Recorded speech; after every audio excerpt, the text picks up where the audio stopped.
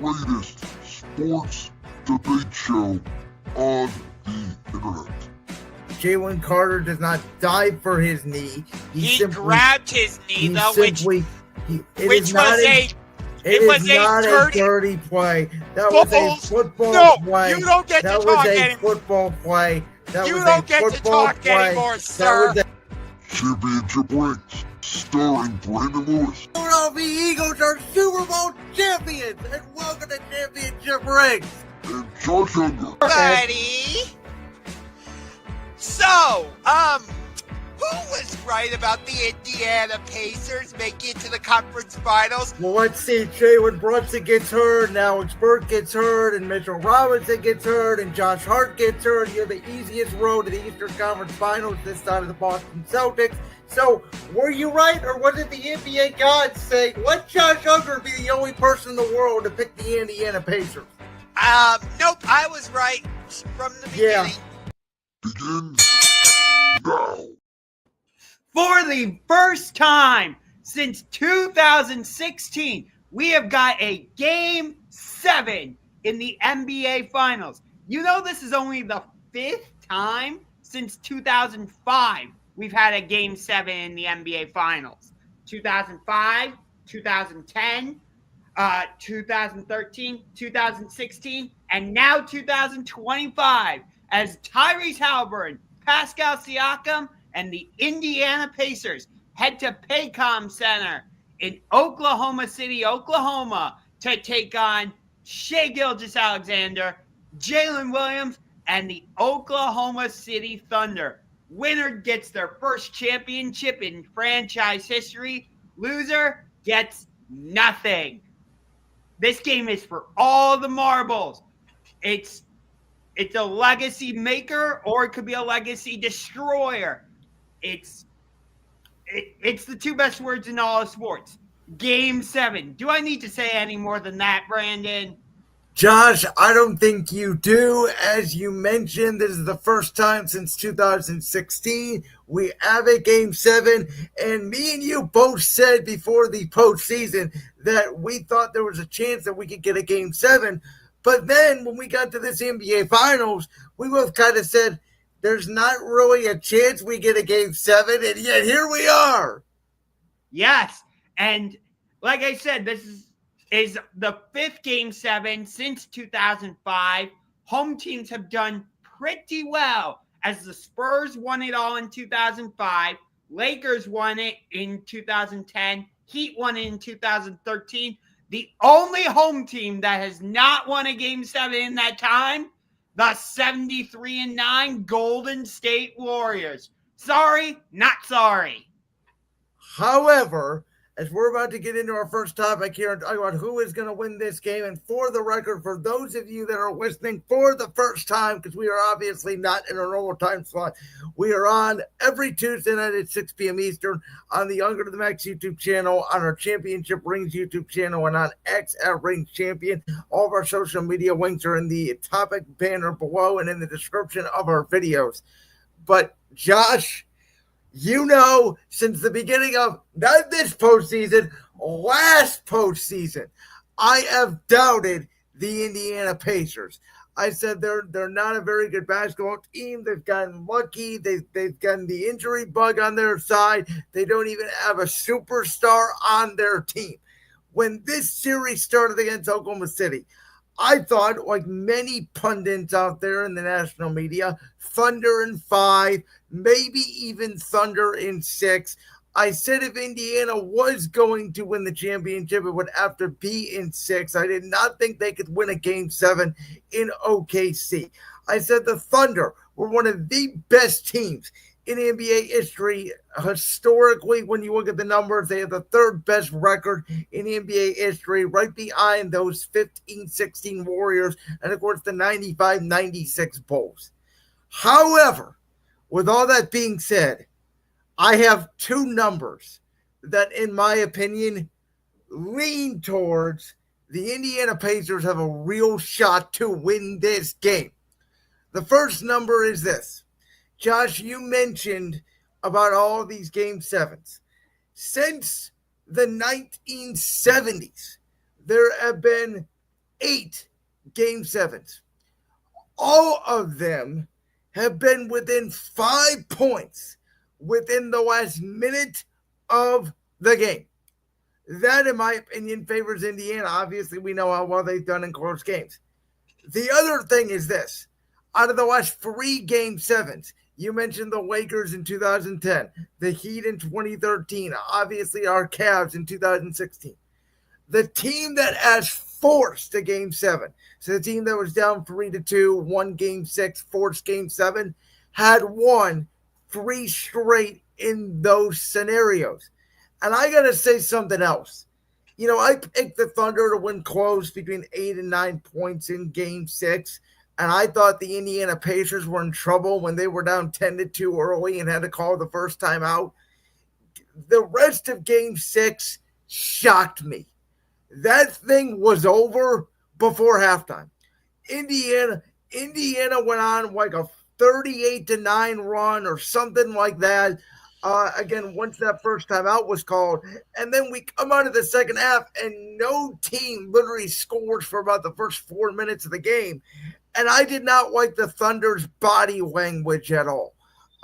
It felt like, they were sort of walking through the motions, like, oh, they have Game 7 at home, and they got away with it against Denver, which I will get into here in a minute. But I think they're playing with fire. So here's the deal. My head says OKC. I'm going to stick with OKC because it's been my prediction all season long, but I would not tell a lie if I would not say I'm nervous tonight because I think all things are going to be thrown out the window in Game 7. I do think the Pacers have a real shot to win this game. So, I haven't mentioned this, but it feels like a full circle moment that this year's NBA Finals is between the Indiana Pacers and the Oklahoma City Thunder, for me anyway, for 2 reasons. Number one is I actually went to a game in Oklahoma City this season. The Thunder destroyed the Memphis Grizzlies. I think it was like 125-109, something like that. But back in 2019, I actually went to a Pacers game at Gainbridge Fieldhouse. And who were they playing? It was just Paul George making his return to Indiana with the Oklahoma City Thunder. So the fact that I got to see the Pacers play the Thunder in Indiana and the fact that I got to see the Thunder in OKC this season, it feels like a complete full circle moment for me. But you did mention it. OKC lost Game 6 in Denver in that second round series, and they came back and blew out the Nuggets in Game 7. I think it was like by 32 or something, if I'm not mistaken.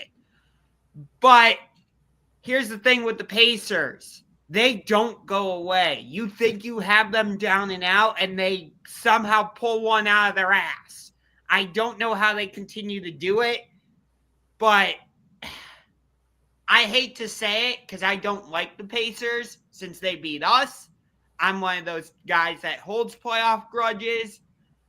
But as much as I've been riding with Oklahoma City, I don't know if I can count out the Pacers. I don't know if I can do it. I know OKC's at home. Like I said, I know they bounced back and won Game 7 against Denver. But Indiana is playing with a lot of confidence right now. I'm leaning slightly towards Indiana going on the road and winning this Game 7. So you mentioned that Denver series. And if you look at that Denver series in OKC, Josh, if you look really hard at it, it is literally a carbon copy so far of what this NBA Finals is for OKC. Game 1, they lose on a heartbreaker buzzer beater. Game 2, they stopped Denver worse than they stopped Indiana, but Game 2 in the finals wasn't that competitive. Game 3, they lose. Now, the Denver game was closer than the Indiana game, but nonetheless, they go down 2-1. Game 4 was very similar, where OKC was down going into the fourth quarter, looked like they could go down 3-1, scraped it out their backside, tied it up 2-2. Game 5 was, sort of OKC had control most of the game, like Game 2. Game 6, both Denver and Indiana blew out OKC, as you mentioned.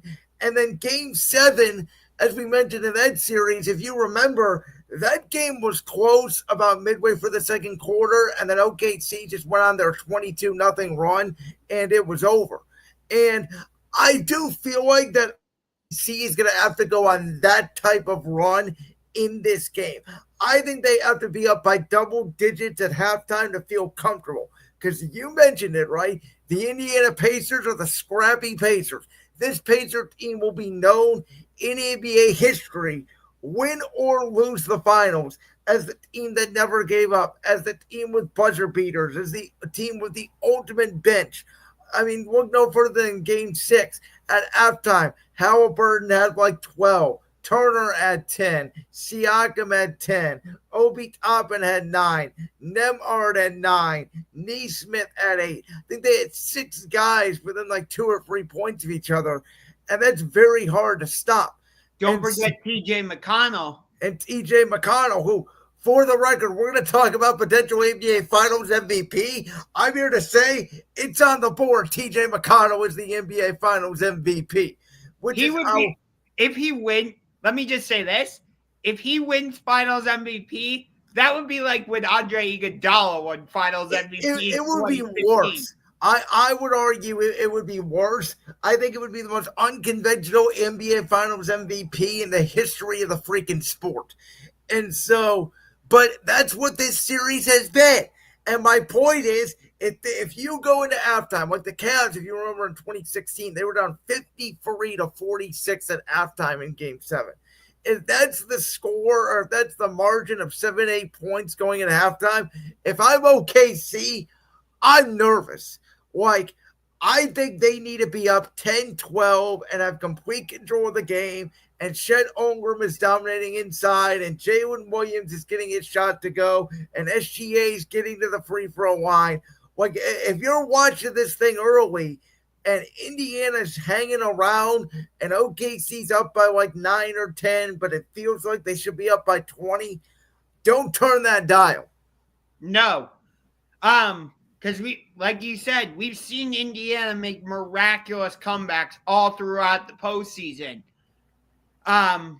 Some of them were aided by missed ref calls, but whatever. Nobody's really complaining about it now. But anyway, I mean, you look at this OKC team, it kind of reminds me of that 2013 Miami squad with LeBron and Dwayne Wade and Chris Bosh. They're developing a big three with SGA, Jalen Williams, and Chet Holmgren. But what I mean more so is you look at some of the lineups that the Heat threw out there. They had LeBron out there with Chris Anderson, Shane Battier, or Mike Miller, Ray Allen, and Mario Chalmers. Meaning they surrounded LeBron with shooters. I feel like OKC is trying to do that with SGA, and I'd like to see them do that a little bit more tonight in Game 7. I actually disagree with that, and here's why. I agree with your point that they are putting them around shooters, but I disagree with the point that I'd like to see them do more, because I think they need to go back to the big man lineup. I personally think Rick Carlisle has done circles around Mark Daigneault in this series. Mark Daigneault is coaching like a rookie coach in the NBA Finals, where, again, he started Caruso in the second half of Game 6, and it's like, why? It's like he's searching for answers, and when things go off the cuff, it's like he doesn't really know how to make the second adjustment the way the Pacers have been doing. And they went to Cason Wallace the first couple games of the series. It somewhat worked, as we talked about. But the best lineup that they've had this series has been their regular lineup of SGA, Lou Dort, and then your two bigs, obviously, with Harvenstein and Holmgren to control Pascal Siakam and Miles Turner, and along with Jalen Williams, obviously, on the wing. I think Indiana and OKC tonight, I know that they're both deep, but I think when you get to a Game 7, I know they're going to say empty the benches, But I think tonight is actually the game where you ride your best players. I think tonight's the game. You give it all you have. You actually shorten your rotation a little bit. You ride with 7 or 8 guys. You bring in Kayvon Wallace and Caruso to come off the bench to give you energy, and you stick with those double big lineup to wear down the Indiana bigs. So here's what I'm saying. I'm not saying change the starting lineup. I agree with you. You keep the double big lineup. I'm saying throughout the game, do more of that, putting shooters around. Yeah, and that's where I disagree. I think Hartenstein needs to play 30 minutes tonight. I think him and Holmgren need to be on the court at the same time all the time. Okay. So, but you kind of get my comparison to that 2013 Heat team a little bit. The difference, though, is LeBron is a point forward, right? He's a bigger guy. He's 6'9". So you can put Ray Allen and Mike Miller and Shane Battier and shooters around him. With SGA, in my opinion, yes, he's 6'4", but he's still a guard. So you can have Jalen Williams and you can have Lou Dort and Caruso and guys around him. But to me, you need bigger guys inside because he's not going to rebound. He's not the rim protector. That's the difference between that Heat team and this Thunder team. What I do wonder, though, is with OKC and to a certain extent Indiana, we've seen that Halliburton and SGA can both, for the most part, get their own shots. Get a lot of the times, the players around both of them for Indiana and OKC respectively can't get their own shots. They need SGA or Halliburton to set them up. Is there somebody that's going to step up and be like, you know what?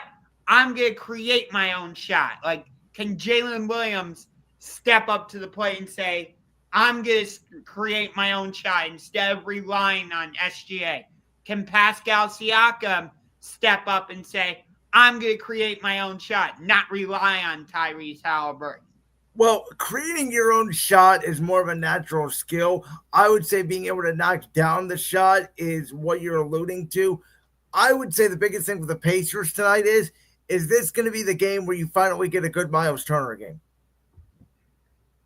So you believe more Miles Turner is the X factor for Indiana?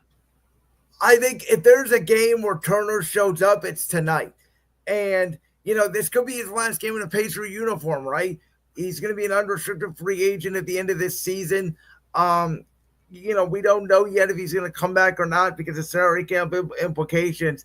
Like, I think Turner, TJ McConnell, Obi Toppin, Neesmith, Nembhard, like, I have more faith in one of those guys being a quote-unquote X factor than somebody from OKC, because I don't think at this point there is an X factor when you get to a game 7.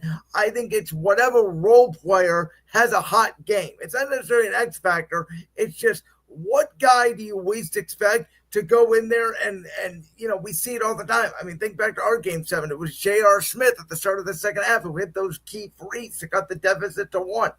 Yeah. And in that 2010 NBA finals between the Lakers and Celtics, which that's one of the more forgotten series, but I loved it. I would say Meta World Peace, formerly known as Ron Artest, was the X factor in that. Especially game. for hitting that shot weight. Yeah. Let's talk about what the championship would mean for Shai Gilgeous-Alexander specifically, because Josh, I will say this for the last time because the NBA season is ending tonight. I probably said this stat 4 times at least throughout this postseason. If the Thunder win the championship tonight, I don't care what you people say, Jalen Williams, unless he scores 60, will not be Finals MVP. It will be Shai Gilgeous-Alexander. So, if the Thunder do win the NBA championship tonight, SGA will become the first guard since Michael Jordan to lead the league in scoring, to win the regular season MVP, to win the NBA Finals, and to win NBA Finals MVP in the same season. For me, if the Thunder win this championship, if SGA takes home Finals MVP, as I suspect he will, it will unequivocally, undisputably, undoubtedly, in my opinion, put him as the number 2 best player in the NBA behind Nikola Jokic. Okay. I'll say this. If he wins the championship and wins finals MVP, that will mean he wins regular season MVP, conference finals MVP, and finals MVP. To me, that's a one-way ticket to Springfield, Massachusetts for the Basketball Hall of Fame.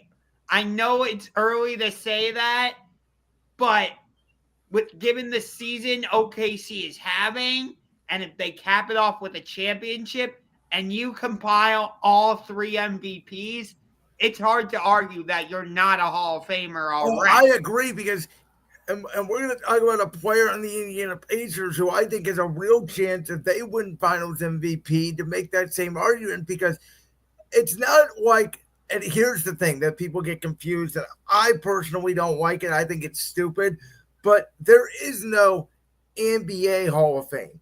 It is a basketball Hall of Fame, as you mentioned. And SGA would have a better resume than the likes of Carmelo Anthony. And he's a Hall of Famer, right? So he's undoubtedly a Hall of Famer if he pulls this off. Yes. And I think it cements his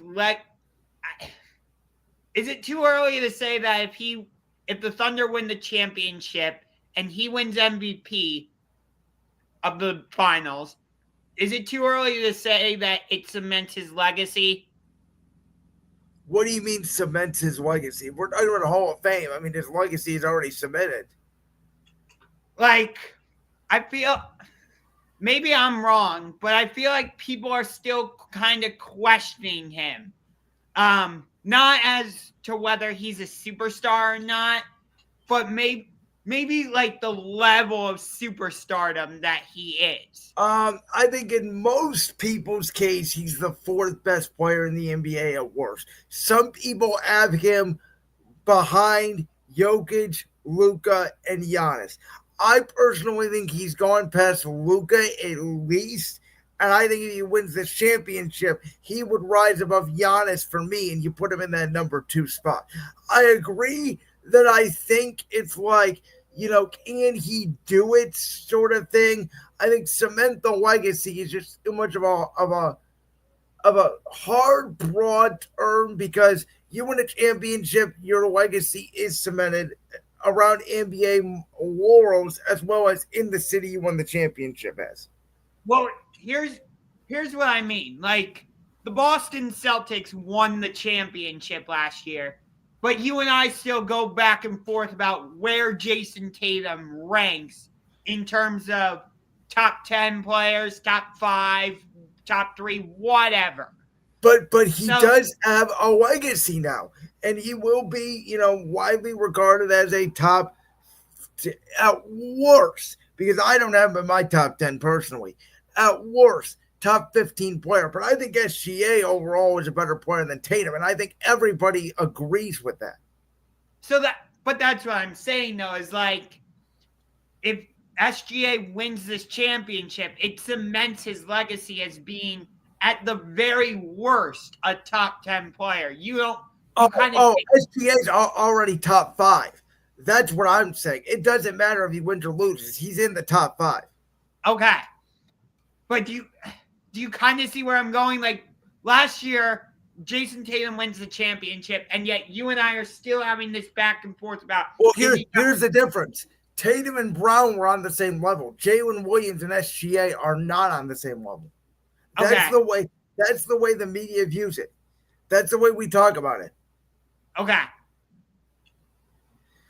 All right. Let's talk about what a potential loss could mean for this Oklahoma City Thunder team, because I don't want to use the word collapse, because when you're up 3-2 and you only have, game 7 at home and it was 2-2, it's not really a collapse, but it will be the most disappointing loss since the 0-4 Lakers against the Pistons. I think this would be more devastating for this Thunder team specifically than the 2011 loss for the Miami Heat against the Dallas Mavericks, because the Mavericks, at least they had Dirk Nowitzki, second or third best power forward of all time.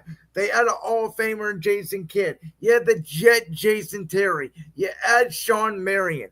For this Indiana Pacer team to be so young and for these guys to get their experience in the finals. And by the way, did you know this?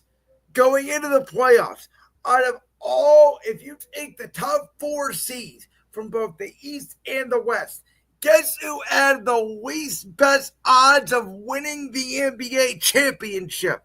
Indiana, yes. So my point is, and that Maverick team, by the way, to get to the Heat, they had to go through the back-to-back NBA champion Los Angeles Lakers. They had to go through the Oklahoma City Thunder and Kevin Durant and Russell Westbrook in their prime, the team that would make the finals the next year.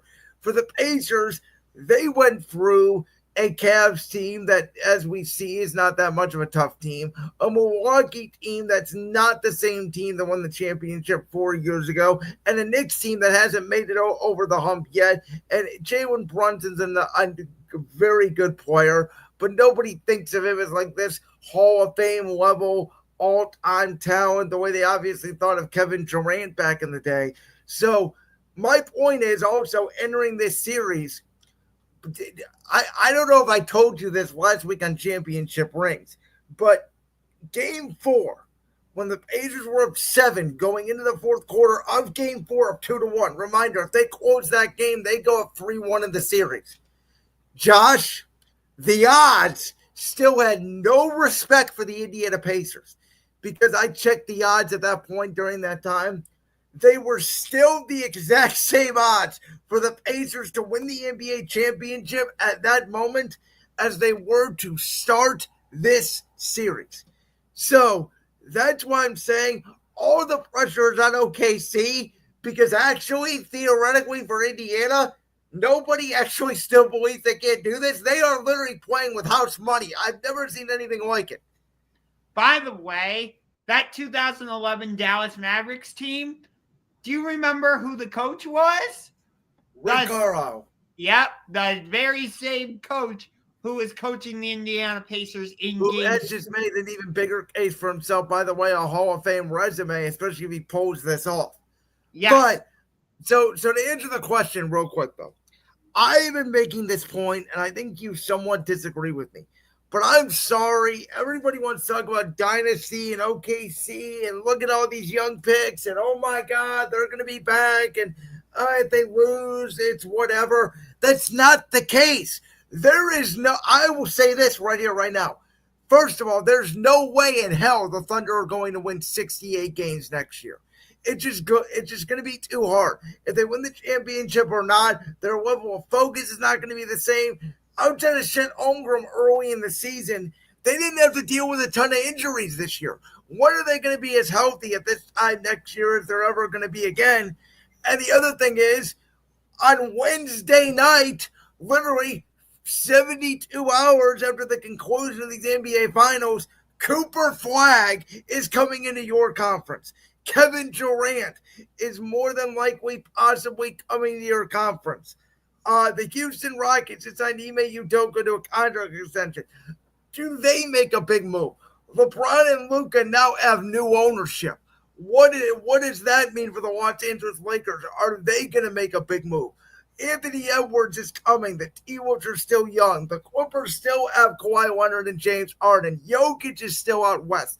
There is no about Wemby and the De'Aaron Fox and the San Antonio Spurs. There is. My point is, for all these people that are, this Thunder team's going to be so young, they're going to be a dynasty. That's just the beginning. I'm not even sure they're going to make it out of the West next year. I do somewhat disagree with you, but I do understand it. OKC kind of had the stars line up perfectly for them in the West this season.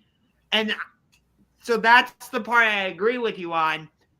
But if they win the championship, it's going to be so hard to knock them off the pedestal because, like we've seen, they are a really good team. this is not a fluke run by them.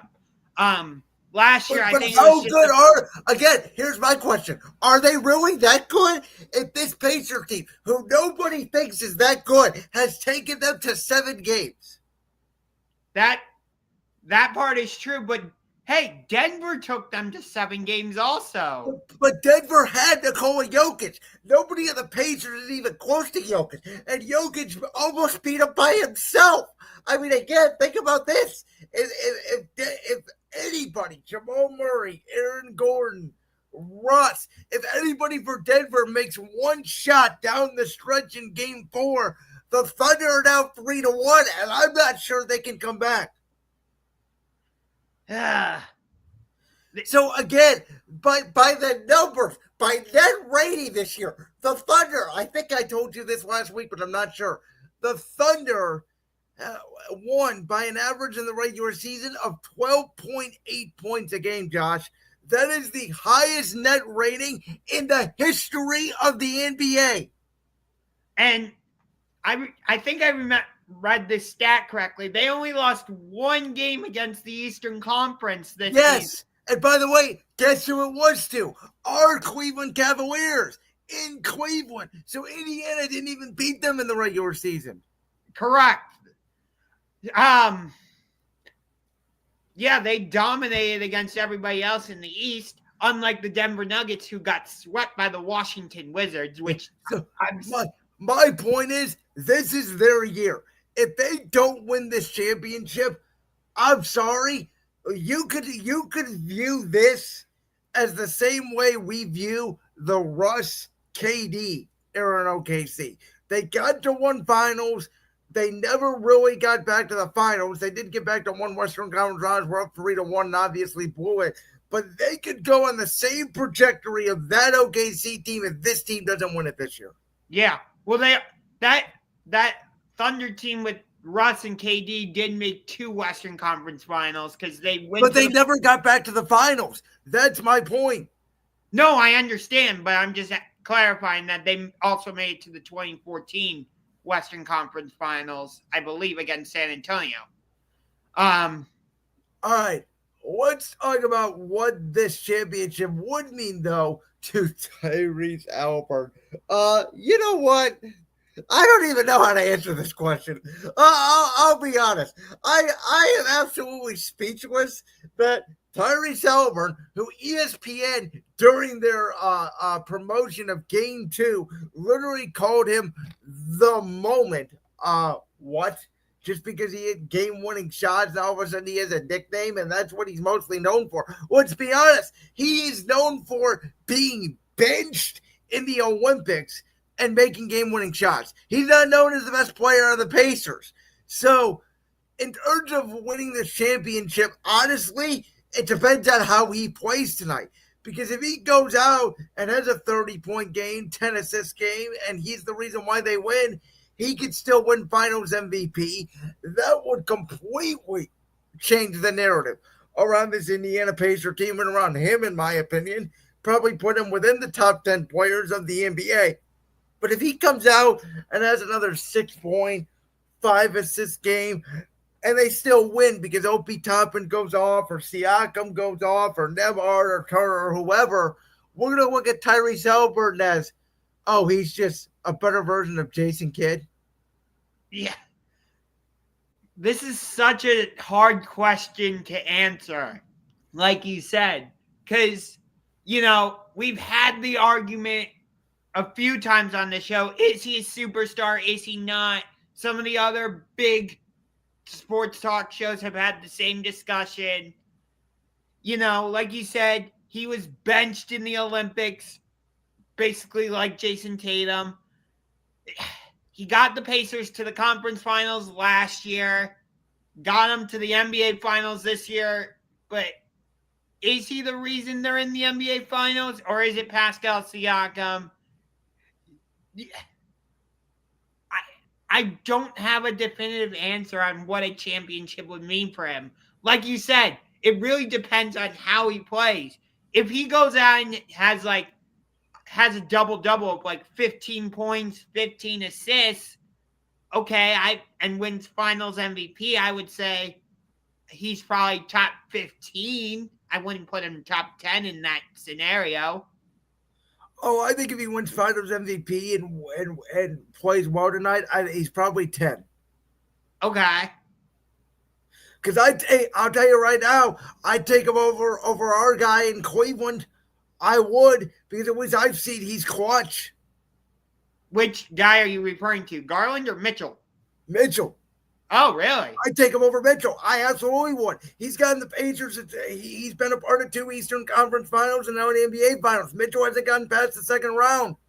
I think he's better than Jason Tatum right now. Well, we'll see how the Boston Celtics play without Jason Tatum, because I would guess he's going to be out for most of, if not the full season next year. Yeah, and so listen, I don't understand the Pacers. I never have. I don't understand Tyrese Haliburton. I never have. But I will say this: I do not want to hear this. Oh my God, his calf is hurt again. He's not hurt. I'm sorry. I'll put it out there right now. Tyrese Haliburton is not injured, because you could not convince me otherwise. If you watch Game 6, there was no wimp whatsoever. It's like he was playing a wrestling injury where he took off his brace right before the game and said, "Look, everybody, I'm healed." Because for a guy who was a game-time decision with a noticeable limp right before tip, he looked like Game 3 Tyrese Haliburton to me. Yeah, he did. Yeah, I don't know why Indiana listed him as having a calf strain. He looked fine. At 4 o'clock in the afternoon, they were like, "Oh, we're nervous. He's not going to play." Now I'm starting to think it was all gamesmanship, because I think OKC psychologically thought, "Oh, even if he plays, he's going to be hampered. We don't have to worry about Indiana." And kaboom, here came the Pacer punch. And like I said, that game was over. Once the Pacers went on that run, within 10 minutes, the game was over. Yeah, and Indiana made a defensive change in Game 6, if you noticed, because for the first 5 games, they were picking up SGA basically at 90 feet. But in Game 6, they backed off more. I don't know. One of the things they did was they trapped more in the half court. When OKC started doing their ball movement, they had everybody close together so they could really range in and get those steals. And TJ McConnell is going to get his 3 to 4 steals probably tonight. And I think one of the things OKC has to do, for the record, is Indiana wants to play fast. We know that. OKC needs to slow down the pace. Yeah, but in terms of what this would mean for Haliburton, it would be a unique situation, because he won the gold medal with the Olympics but didn't play, and then he comes back and is one of the key pieces in the NBA, in the Pacers capturing a championship on the road. I don't know how people would view him. And think about this: what if he's a part of an Olympic team? Then he in the Eastern Conference Finals, he thinks he wins the award, and it goes to Pascal Siakam. And then he doesn't win Finals MVP. He's got 3 pieces of hardware, and he didn't win any of them. Yeah. It would be interesting. Go ahead. My guess is if the Pacers win the championship next season, the NBA schedule makers would either have the Pacers face us or the Knicks on opening night. Could be. Let's talk about, though, if they don't win the championship, what this would mean for Indiana. Josh, I alluded to this a little bit earlier in the show. I'm just going to be quite honest with you. I don't think this means anything for the Pacers. I think they're playing with house money. Even the 04 Pistons against the Lakers, they were up in that series. They were up in that series. They had control of the series. It was kind of like by Game 6, it was like, oh yeah, the Pistons they're just outplaying the Lakers. Nobody really feels like Indiana significantly outplayed OKC. I mean, Game 1 and Game 2, OKC had the lead for all but 0.3 seconds. again, the odds makers are saying this is the same as the '04 championship series, but I've been saying the whole time, well, even if they win the championship, they're probably not even going to make the ECF next year or so. And I think Indiana fans are like, whatever happens, it's a great season. You know, that state is so beloved in basketball. And last week, I was the one on Championship Rings that came out and said, I think the best basketball team in the state of Indiana is the Indiana Fever. Well, they could shut me up real quick here by winning the championship. But if they lose, it's like, yeah, you know, great season. It was a fun team, fun ride. Who cares? By the way, just for clarification, the Pistons won that 2004 championship in 5 games, not 6. Exactly. So what I mean is, and I should have said by game 5, you're right. By game 5, people were like, oh, yeah, it's 3-1. Detroit's going to win this series. They're better. Nobody feels that way about Indiana. Everybody's still picking OKC up till game 6. Now, some people like me and you have switched our picks going into game 7 because it's like, okay, well, now it's a game 7. We got 48 minutes and anything can happen. And now you sort of feel like momentum's with the Pacers. Yeah. You know, this is why I love game 7s because it essentially becomes the NBA's version of March Madness. Like with March Madness, it's one game and you're done. Like when you get to a game 7, it's the same exact way. It's here, I agree, but I disagree because let me stop you there. All game 7s are not created equal. Outside of NBA Finals, game 7s in the NBA, typically game 7s are blowouts. And if you look over the last few years in the playoffs that we've had game 7s, look no further than what we got this year between the Nuggets, Clippers, and then obviously Thunder, Nuggets. Like they were not competitive games. Where controversially in the NBA Finals in a game 7, they are almost always close. Yes. You know, like I loved that game 7, obviously between us and the Warriors, but I don't know why people don't talk about that game 7 more between the Celtics and Lakers in 2010. That was a defensive slugfest, and yet I loved it. Well, there you go. You just answered it. It was because it was a defensive slugfest. And again, the crazy thing about this series, and I alluded to this a while ago, like during our first season on Championship Rings, and you disagreed with me back then. If you look really hard at the Cavs Warriors series in 16, it was 6 blowouts and a great game 7. This series has had maybe 2 blowouts at best, but they've all been competitive, and the Pacers have been more competitive than I think everybody who even picked OKC in 6 has said, yeah, the Pacers were more competitive than I thought they would be. I don't know anybody on national TV. I was trying to find this, and I could not find anybody who actually picked this series to go 7. I think the sentiment was it was going to be OKC in 4, 5, or 6, or Indiana in 6. Yeah. But I do have to disagree with you about your sentiment that Indiana can't get back to the Eastern Conference Finals next year. I get it. Orlando's going to be on the come up. We'll see what the Knicks do in terms of their next head coach. But you still have Cleveland around. Boston's going to be down a little bit. Who knows what's going to happen with Milwaukee?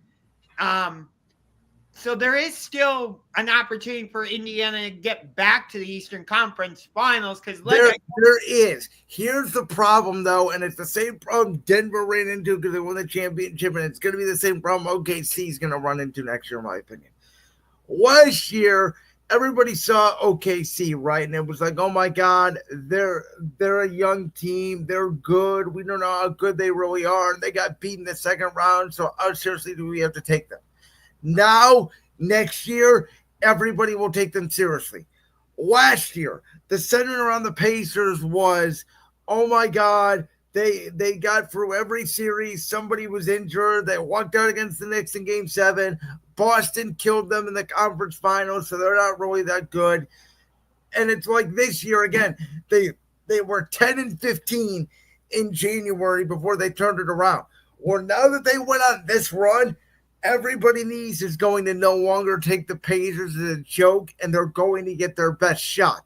That's the difference, and that's why, in my opinion, it will be so much harder for them to get back. Yes, but again, like, Atlanta's not really going to be a factor. Toronto's not really going to be a factor. You know, Miami could be if they get Kevin Durant. But they're not going to be a factor. I'll stop you right there. They're not going to be a factor, even if they get Kevin Durant. They will be Phoenix East. Okay, fair enough. But, like, the only teams you're really going to have to worry about in the East are, like, Orlando, Detroit, New York, and Cleveland. Well, again, but don't those teams match up well with Indiana? I thought the Cavs did, but Indiana just completely bullied us. They did, but again, we will take them more seriously next year. We did not take them seriously. Yeah, and Kenny Atkinson's just going to say, yeah, we just got to get tougher. Well, again, here's the thing. The Pacers getting the NBA Finals is what all the Eastern Conference Finals teams are saying is we don't have to make that many moves. We can beat the Pacers. That's what they're all thinking. Yeah. Hence why we talked about this on Tuesday. Hence why the Orlando Magic traded for Desmond Bane. Yes. They smell an opportunity. Those will be some interesting matchups when the Magic play the Pacers next season. But in terms of like what this would mean, you know, we've talked about it in 40, and they say it in 49 other states, it's just basketball. But this is Indiana. It's different. If they win the championship, I think it changes a lot for them. Because the only team that has won a championship in Indiana recently were the Indianapolis Colts. And that's way back in 2006. I'd have to remember if the Indiana Fever have won any championships. They might have won in 2012, actually. Nonetheless, though, I'll say it like this. Since the WNBA isn't considered Big Four, the most recent Big Four championship Indiana has are the Indianapolis Colts in 2006. So everybody's just like, okay, Indiana's just there, whatever. But if the Pacers win the championship, in my opinion, that kind of changes the narrative. No, it totally does. Real quick, as we ended our last topic here, I alluded to this earlier in the show. This is a very interesting topic. We talked about SGA and his legacy if they win the championship. How about the legacy of Pascal Siakam? Because, Josh, I'm going to give you Pascal Siakam's resume. This would be tonight if he were to win the NBA championship and if he were to win the NBA Finals MVP. Pascal Siakam would be a two-time NBA champion. He obviously won the championship in 2019 as the number 2 behind Kawhi Leonard in Toronto. He would be the NBA Finals MVP. He would have an Eastern Conference Finals MVP. He would be a two-time All-Star. Here's the kicker. A two-time All-NBA player, which I couldn't believe, to be honest with you. And he's also won a Most Improved Player award. Again, we talked about SGA's legacy of him winning, scoring title, regular season MVP, finals MVP, all in the same season. You could make a case that legacy I just rattled off there for Siakam, that is Hall of Fame worthy. Like, besides regular season MVP, that pretty much equals everything SGA has done. Yeah, I agree with you. I could make an argument Kyle Lowry was the number 2 on that Toronto team, by the way. Okay, that's fair. But again, Siakam had a big part in it. Remember game 1, he had over 30? Yes. And I believe he was huge in game 6 as well. Didn't he hit a couple key threes down the stretch? I believe so. That's where he got the nickname Spicy P. Yeah. And he was a very young player. And, when they made the move for Indiana, I always thought he was a good player, not a great player. I thought he could be a number 2 or number 3. On this team, he's turned into their number 1. And the other thing about Siakam is he's gotten better every year of his career. It's it's really interesting when Indiana made that move for Siakam. I was like, okay. To me, that said more about Halliburton when they traded for Siakam. That's no disrespect towards Pascal in any way, but to me, when they made the trade for Siakam, I'm like, okay, they really do believe Halliburton can be a guy they build around if you're trading for a former NBA champion. But my point is now Siakam, people look at him in this series as their number one now, not Halliburton, because of what happened in Game 5. No, I understand that, but again, I'm not trying to disrespect Siakam. That's not what I'm saying. Listen, all I'm saying is this. If people want to put James Harden and Russell Westbrook in the Basketball Hall of Fame, this guy's got a better resume than them. I agree with you there. Harden and Westbrook have both won regular season MVPs. Have either of them won a championship? No. Have either of them won conference final MVP? No. James Harden just chokes when he gets into the playoffs. Exactly. And Siakam gets more and more better. I believe I could be wrong on this, but I believe his points per game have gone up every single round. I believe so. And, there's a reason he won conference finals MVP against the Knicks. Because, yes, Halliburton hit some big shots throughout that series. But Siakam, for the most part, he had his way with Karl Anthony Towns. Yeah, he dominated. And by the way, for the most part in this series, let's be honest, he's had his way with Chet Holmgren, who needs to get in the gym. So, on that note, here's what I would ask you. Do you switch the matchup and put Hartenstein on Siakam and put Chet Holmgren on Miles Turner? I would, only because Turner hasn't done nothing in this series. And I love Miles Turner. If I could replace Miles Turner with Jared Allen right now, I'd do it in a heartbeat. I've always liked Miles Turner. I like his game. He's gotten better every single year of his career. He's gotten better from behind the arc, which I like.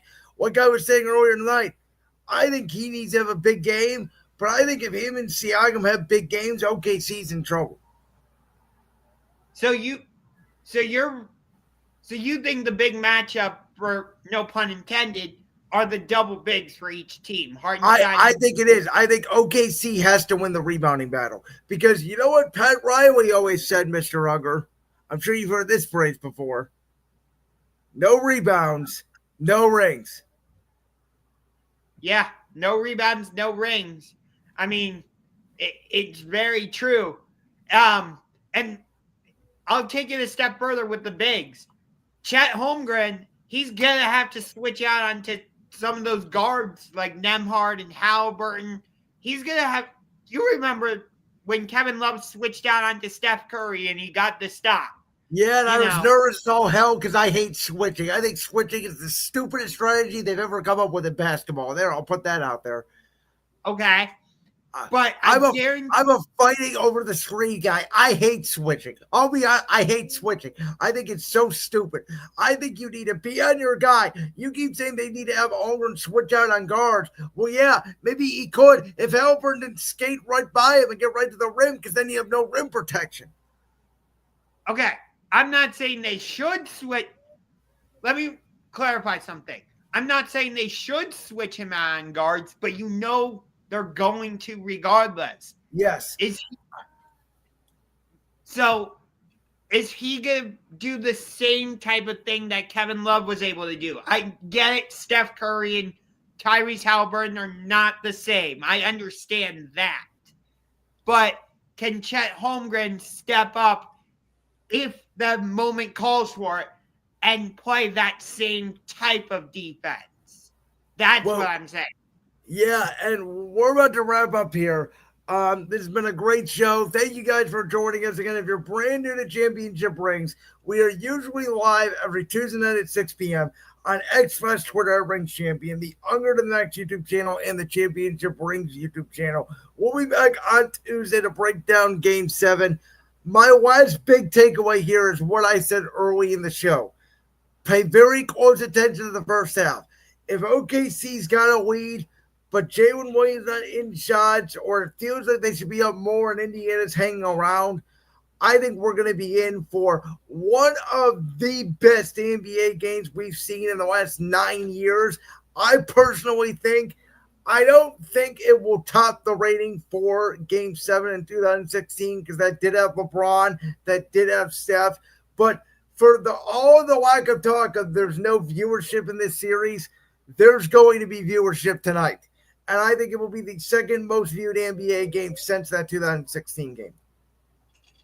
I would agree with you. Like I said, I'm picking Indiana to win this game. I'm going to say Pacers win 110-104. So 6-point victory. But I'll say this. I think that in the offseason, you will see Seattle and Vegas both come into the NBA. And with that, this offseason? I would not be surprised if Seattle and Vegas both get awarded NBA teams this offseason. Awarded, maybe. They're not going to come into the league right away. No. I would think if they get awarded teams, it would be in 2027 or 2028. Okay. But here's my thing. If once Seattle gets the Supersonics back, I would have their first game be at home against the Oklahoma City Thunder. There have been people going around the internet saying the Oklahoma City Thunder will never win a championship until the Supersonics get their team back. We will see if that's true. Josh, I think there's going to be a lot of nerves tonight in Game 7. As you can see, Josh is wearing a Supersonic shirt. I'm wearing a Ted Thunder Buddies for life, so you can say I'm repping OKC tonight. Listen, I actually disagree with you. I think it's going to be more low scoring. I think it's going to be a lot like the 2016 Game 7. I think it's going to be OKC 98-93. I think it's a 5-point victory. I think there's going to be a lot of nerves early and a lot of nerves late, and you're going to see a very second half of Game 6 as bricklaying in the final couple minutes. That would be similar to how it was in Game 7 of 2016 when the score was stuck on 89 for like 5 minutes. That's the way I think it's going to be. I think there's going to be a lot of nerves. I think the referees are going to stay out of the way. And no, do not bitch about SGA being a free-throw merchant. Do not bitch about officiating. We're going to let the players play it on the floor. Officiating is not going to decide this championship, and we're going to have a great game. By the way, Scott Foster is not part of this referee crew today. I did see that. I was shocked by that, to be honest with you. Not because I thought the fix was in for OKC, but he is theoretically the NBA's best official. Yeah. So it'll be interesting to see how that affects this game.